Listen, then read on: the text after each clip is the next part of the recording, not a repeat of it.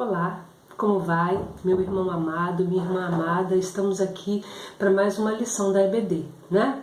Eu saúdo você com a paz do nosso Senhor Jesus Cristo, tá bom? A nossa lição hoje, finanças, planejamento e controle. Um tema um tanto quanto interessante, vamos dizer assim. Vamos orar para iniciar. Pai querido, Pai amado, que Tu possas, Senhor, falar aos nossos corações através dessa lição e nos preparar para obter o melhor, Senhor, de Ti, nos dê ouvidos seletivos para aprendermos mais de Ti com essa lição, Pai. Em nome de Jesus, amém. Querido, querida, falar de finanças em época de pandemia também é um tanto quanto tenso, né? Vamos dizer assim.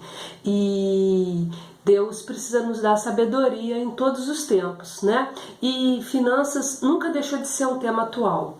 Um tema atual no Velho Testamento, no Novo Testamento, falou-se muito da questão financeira. Então, a questão financeira alinhada a um planejamento e um controle.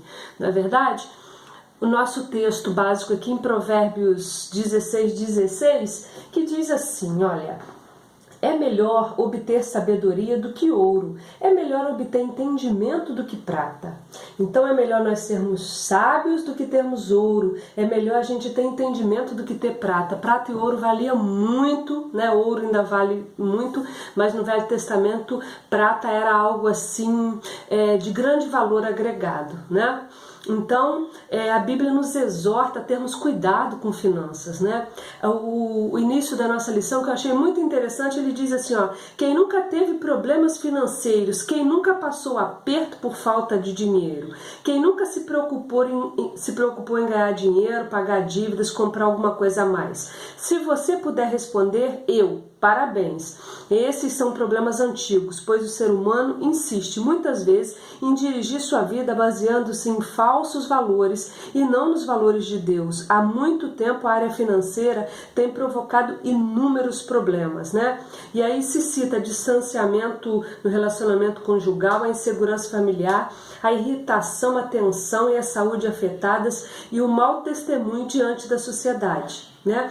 Isso se agrava em nossos dias marcados pelo consumismo, pelo materialismo, pelo viver na moda, pela procura de status, ou seja, uma vida apoiada sobre falsos valores. Que os princípios que vamos estudar hoje nos orientem na manutenção ou recuperação de uma vida financeira equilibrada. Então, irmãos, eu quero fazer um paralelo com você aqui dentro da lição, uma questão de boas práticas de administração financeira da sua vida, tá? Da sua vida. Você é um indivíduo, você tem a sua remuneração, a sua mesada, a sua aposentadoria, você tem algum tipo de receita, você precisa ser um bom administrador dela, né? E essa lição aqui diz assim, ó: ela se divide em tópicos, tá? É uma lição muito rica. Se você não fez, eu te oriento a fazer, porque ela é muito rica. O princípio da honra a Deus, o princípio da dedicação no trabalho, o princípio da integridade e da honestidade, o princípio da adaptação, o princípio do não às dívidas, tá? O princípio do planejamento e o princípio do que é necessário e o princípio da poupança e investimento. São 8 princípios aí, né?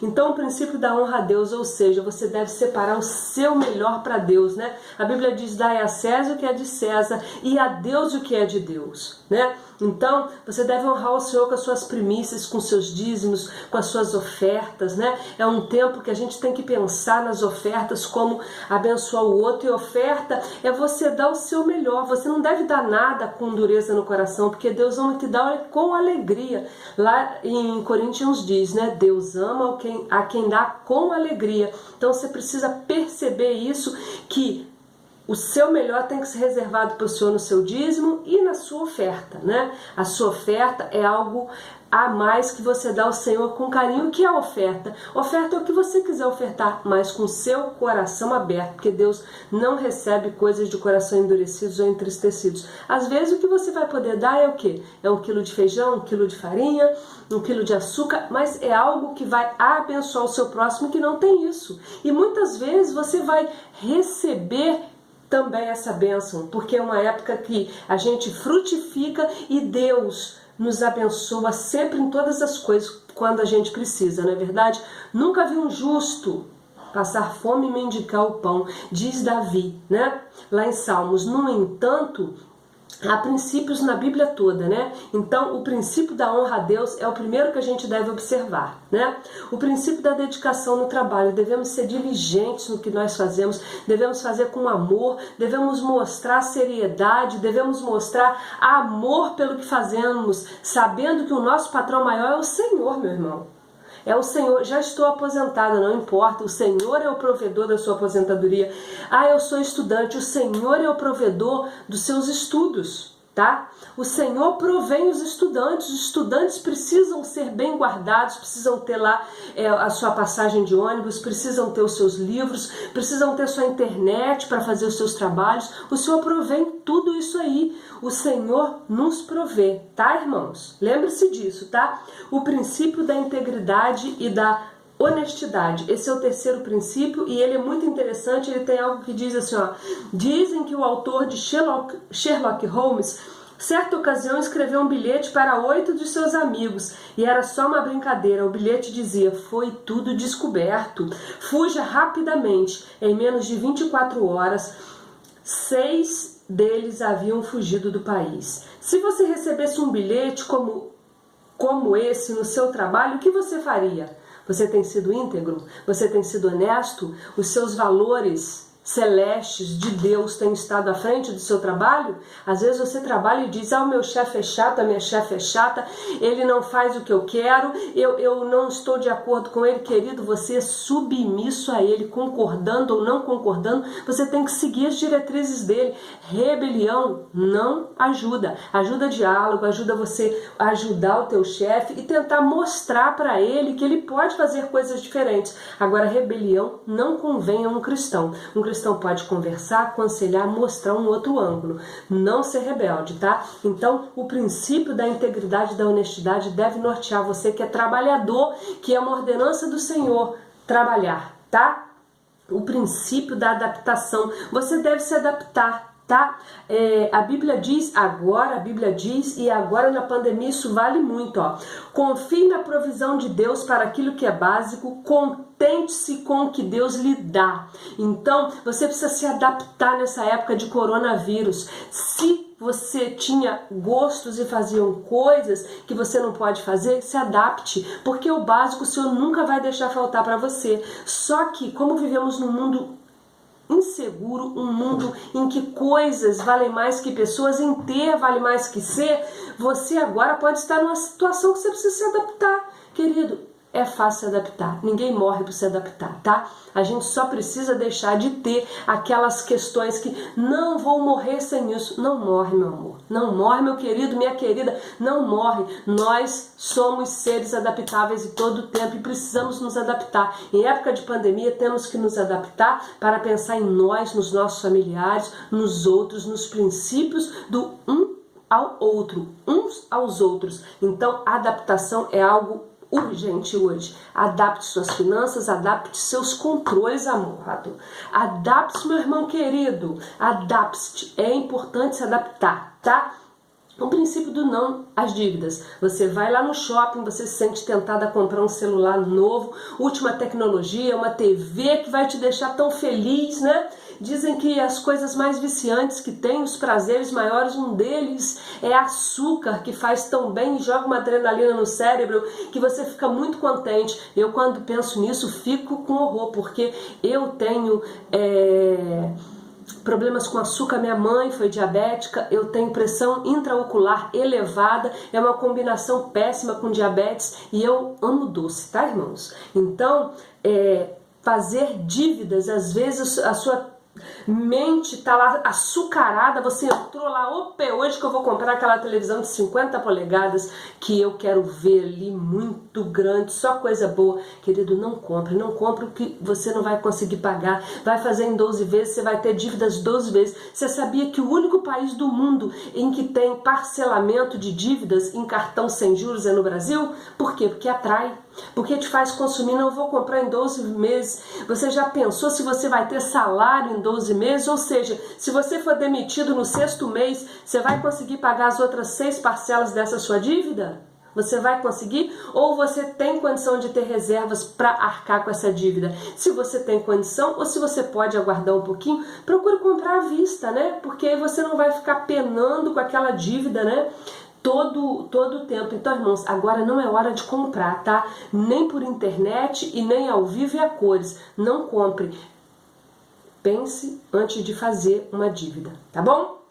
Outro princípio aqui, o princípio do planejamento. Se planeje, faça conta, tá? Na última parte dessa lição tem aqui um orçamento doméstico, os seus créditos e os seus débitos ali, tem que sobrar sempre alguma coisa, tá? Então faça conta, se planeje, não fica assim fazendo conta ah não, meu salário dá para pagar, não dá para pagar, não quero pensar nisso. Não pode ser assim, você tem que pensar. Você tem que pensar, porque se você tem remuneração, os seus custos têm que estar pelo menos 20% a menos do que você recebe, tá, querido? Não adquira dívidas, não há necessidade da gente ter dívida, a gente pode viver calmamente. Claro, você vai comprar um imóvel, você vai comprar um carro, você tem que estudar, tá? Estudar, levar o Senhor em oração e se planejar se você deve comprar isso. Claro que para você juntar o dinheiro de um apartamento não é fácil, você vai fazer um financiamento, tá? Mas você leva o Senhor em oração e veja a melhor forma de comprar. Hoje tem, com a tabela Price aí, muitos juros decrescentes, no final você está pagando muito menos. Estude bem, converse com pessoas se você não tem um total conhecimento da causa, veja direitinho se o financiamento que você está fazendo é o melhor, tá bom? Mas se planeje, tá? E princípio aqui, o sétimo, do que é necessário, né? Então diz aqui, antes de comprar, faça perguntas a si mesmo. Eu realmente necessito do que estão me oferecendo? O uso justifica a compra? Tenho condições de pagar? Como esse bem me ajuda a cumprir os propósitos de Deus na minha vida? Será que uma TV de 50 polegadas vai te ajudar a cumprir algum processo que o Senhor tenha com você? Irmãos, veja bem, não estou criticando as suas atitudes, é apenas um alerta, viu?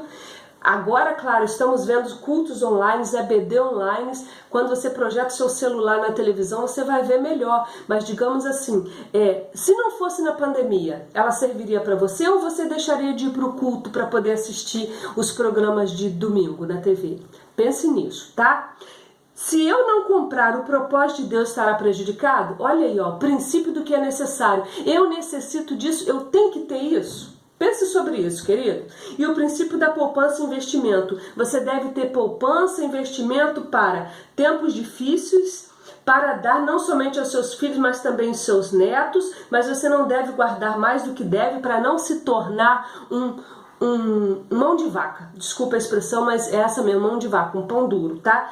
Deus nos administrará a sua graça com generosidade à medida que formos generosos. Então, se você tem poupança e investimento, continue a fazer. Dias difíceis vêm e às vezes nos salvam, são essas reservas. Vamos trocar aqui o princípio da poupança e de investimento para reserva. Se você tem alguma reserva, a reserva te salva, querido. Pense nisso, se você guardar R$1 por dia durante 365 dias, quanto você vai ter? Se você guardar R$2 por dia, R$5, faça essa conta. Quanto você vai ter depois de 365 dias? A gente precisa ter reservas porque os dias maus vêm. A gente está vivendo nos dias maus, que é a época do coronavírus.